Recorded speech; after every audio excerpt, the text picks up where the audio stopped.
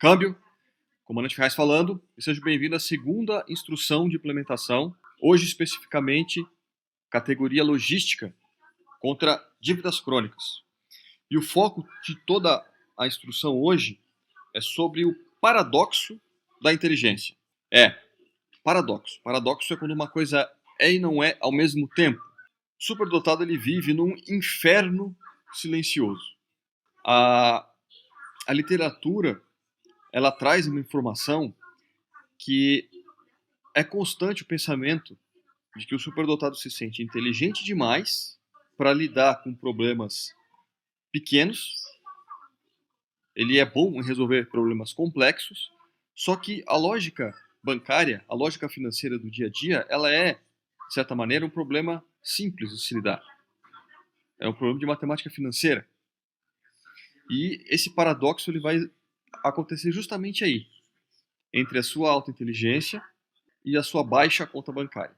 E nesse gap entre a alta inteligência e a baixa conta bancária existe um abismo, onde se escondem vergonha, faturas, ansiedade e externamente, vendo de fora, igual essa imagem, né?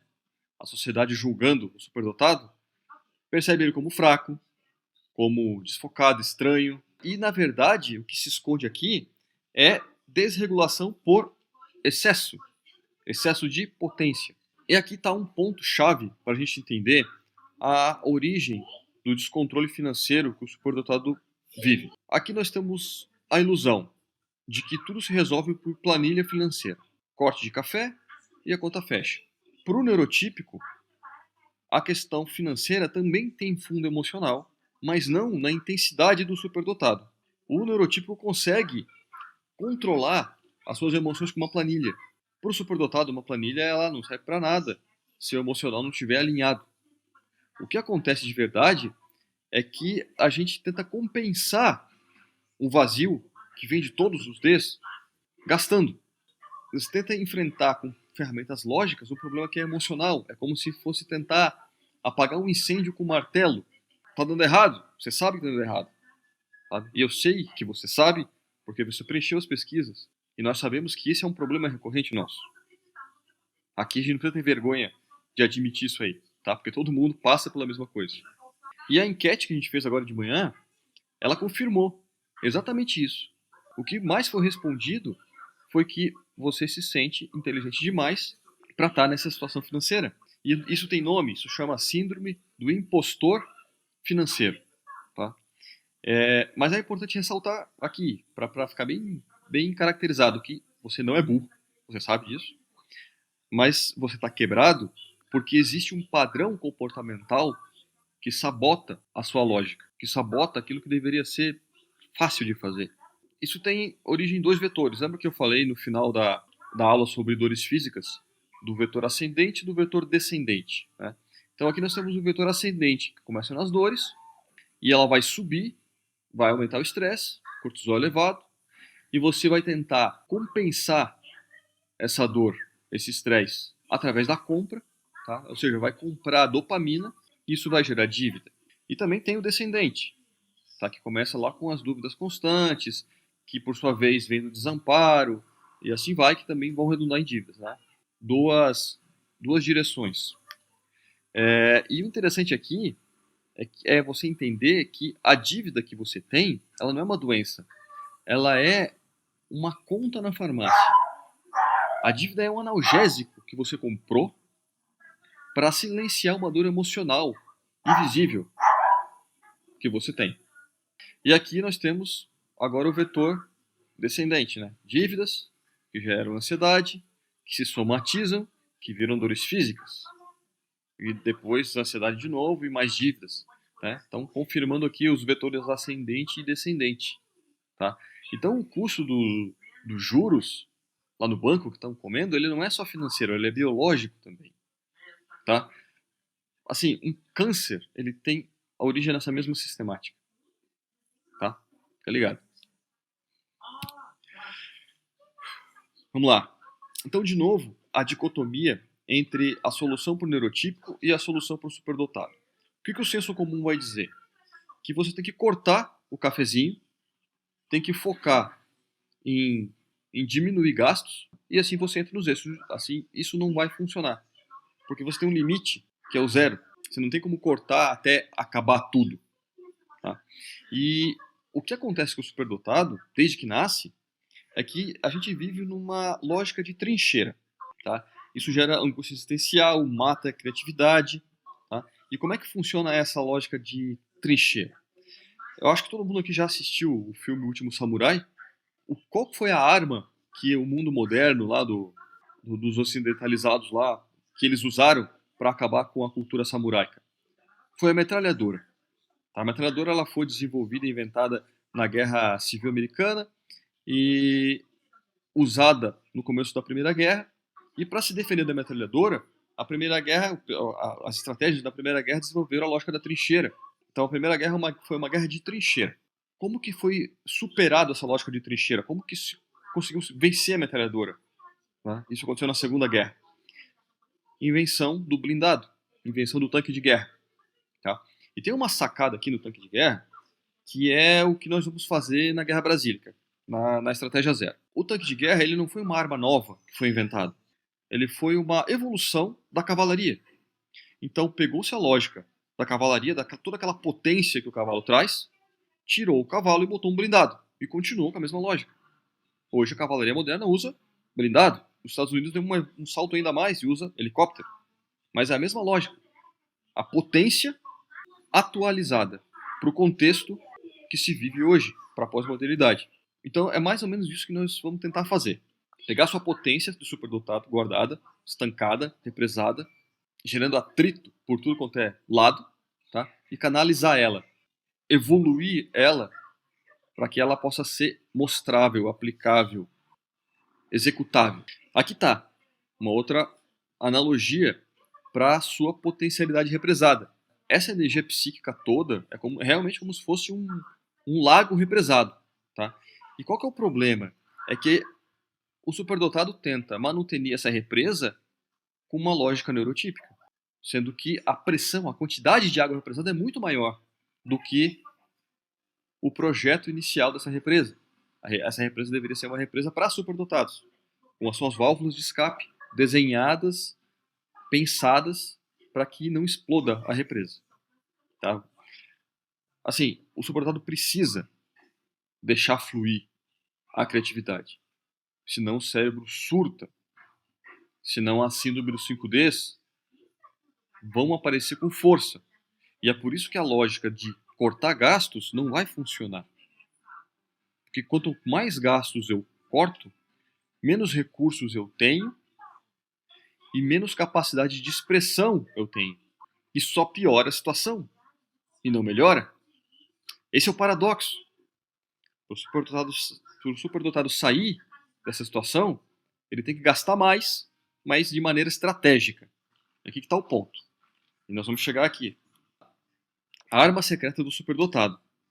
O hiperfoco. Eu adiantei no áudio hoje de manhã falando sobre a mania, vamos dizer assim, do superdotado de ficar horas pesquisando e se aprofundando no assunto. E o mundo neurotípico acha que isso é déficit de atenção, TDAH, é fuga da realidade, covardia, enfim. Né? Sendo que é um padrão neurológico, necessidade biológica. Isso, antes da internet, realmente era um fator de isolamento social. E agora, com a internet, não. Por isso que é uma arma secreta. Agora, presta atenção. Presta atenção a partir de agora. Aqui, nós temos um diagrama básico, né? Você vai encontrar em qualquer site sobre empreendedorismo, sobre como monetivar o seu hobby. Tá? Isso para o superdotado vai funcionar que é uma maravilha. Porque a profundidade, o detalhe, a paixão que a gente se dedica ao hobby, ela está em outro nível. Então, são 3 P's. Né? E se você conseguir fazer isso funcionar, sem entrar na complexidade toda que é natural da gente, o dinheiro vai começar a vir de maneira mais fluida. Tá? Vamos explicar melhor aqui como é que funciona. Lembra que eu pedi ontem para vocês listarem 3 habilidades que poderiam ser monetizáveis? Então, é agora que você vai usar elas. tá? Dessas 3 habilidades, tenta identificar qual delas que é fácil para você e vai parecer mágica para os outros. Assuntos que você fala assim, ó, sem precisar pesquisar, aulas, palestras que você dá num barzinho, sem precisar pesquisar e se preparar, e que os outros ficam assim apaixonados quando você fala sobre o assunto, tá? E que você poderia ler milhões e milhões de livros ainda sobre o assunto, que isso não iria se esgotar. O seu hiperfoco está nesse sentido, tá? Depois de identificar a sua paixão, tente encontrar se ela é uma dor alheia, se aquilo que você sabe ajuda alguém. Hoje você pode pesquisar na internet, usar a inteligência artificial, não precisa ser só em português, pode ser em qualquer idioma, tá? Depois da internet com o IA, o superdotado zerado tem uma vantagem infinita, uma oportunidade sem fim. É isso que vocês têm que entender. Um terceiro ponto é empacotar isso. Consultoria, serviço, aula, e-book, enfim, tem milhões de maneiras, tá? Não vou entrar em detalhes aqui, a IA está aí para fazer isso por você, tá? Mas entenda que você tem um cérebro de $1 milhão. E o que era problema antes, agora é solução. Pegou? E agora, uma coisa importante. Então a gente falou sobre corte de gastos, mas a gente não pode ser inocente, tá? Os juros vão crescer, as dívidas vão aumentar, as ações judiciais vão aparecer. Então, quando nós falamos sobre monetizar o hiperfoco, a gente está falando de uma estratégia de ataque, tá? Para gerar renda. Mas você tem que defender a sua retaguarda. E isso também é possível atualmente. Como que isso é possível? Em 2021 foi feita uma lei chamada Lei do Superendividamento, tá? Basicamente, ela força os bancos a renegociar as dívidas para que a pessoa com dívidas super endividada consiga viver com o seu mínimo existencial, né? Isso é calculado de caso para caso, não é uma regra geral. E o juiz vai determinar ali um protocolo de pagamento, juntando todas as dívidas que a pessoa vai ter, de modo que ela consiga pagar aquilo com o tempo e sobreviver de maneira digna. Quando é terminado o processo, ainda tem uma carência de 6 meses para se começar a pagar. Então, é uma ferramenta, não é uma muleta, tá? Você ganha fôlego, vai para começar a implementar a monetização do hiperfoco, tá? E aquela pressão toda emocional, ela vai diminuir bastante, bastante, e vai te criar espaço para montar uma estratégia mais completa, para que você não volte para essa situação. Vai acontecer de você pensar assim, ó, foi um contrato que eu assinei, um acordo que eu fiz, o banco me ajuda, mas pensa bem, o banco vai continuar na boa lá se você não pagar a dívida, ou se você negociar o lucro. E a sua família, se você pagar e ficar sem dinheiro, ela vai sofrer. Então é uma questão moral, sabe? E dignidade da família. Por que isso acontece? Como que esses juros variam? Isso aí é outro assunto. É uma outra armadilha do mundo Picas, que nós não vamos entrar aqui. Mas o que você tem que entender é prioridades. Estratégia é uma questão de prioridades. E é sobre isso que nós falaremos na Estratégia Zero também. E lembrando aqui, né? Já falei sobre isso. Você tem um cérebro de $1 milhão, tá? A sua capacidade intelectual, ela é acima da média. Para quem não tem laudo, quando fizer, vai comprovar isso daí. Tá? E quem tem certeza sem laudo, o superdotado sabe. Ele liga os pontos, ele já sabe, ele não precisa do laudo. O laudo é só uma ferramenta, tá? Existe uma diferença entre a complexidade entrópica, a complexidade destrutiva, para a complexidade que cria valor. Imagine uma orquestra com milhões de instrumentos. Aquilo lá é uma complexidade. Quando cada instrumento está sendo tocado de maneira desarmônica, cada um uma nota, cada um naquele caos, isso aí é entrópico. Isso aí vai gerar dissonância auditiva, isso vai gerar problema. Agora, se existe alguém comandando e fazendo com que todos os instrumentos toquem no mesmo sentido, a mesma nota, no mesmo tempo, no mesmo compasso, nós temos uma música que gera valor, que pode ser vendido, o ingresso para ser escutada aquela música. E qual que é a diferença? A presença do maestro. Então a questão toda é essa: retomar o comando e o controle de si mesmo. Voltar a ser o maestro da sua orquestra. Daí as coisas vão começar a mudar. E chegando no final aqui, para você dormir pensando, né, daquelas habilidades, né, acho que você já deve ter escolhido uma delas, defina agora qual o problema específico que ela resolve, né? Usa a inteligência artificial para refinar isso, e depois que tiver bem definido, cria um e-book sobre o assunto e monta uma estratégia de marketing para ser vendido. Tá? Usa a inteligência artificial para tudo isso, sai conversando com ela. Diga que você quer monetizar seu hiperfoco, diga para ela montar as perguntas para você responder e assim definir melhor o problema que você vai resolver, como que você vai vender. Faça a conversa franca.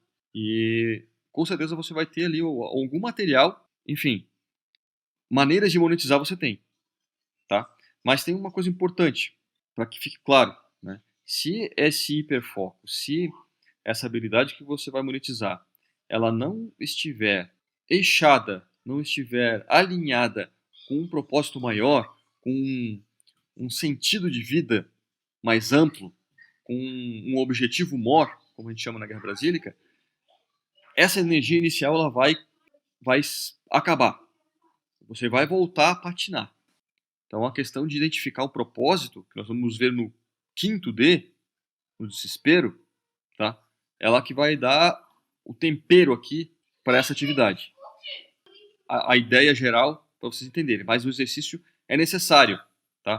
Porque juntando com o exercício da categoria pessoal, mais esse segundo exercício agora, e mais o do terceiro dia, do quarto dia e do quinto dia, aí nós vamos usar todos esses 5 exercícios para montar a sua estratégia pessoal na ordem de operações da estratégia zero.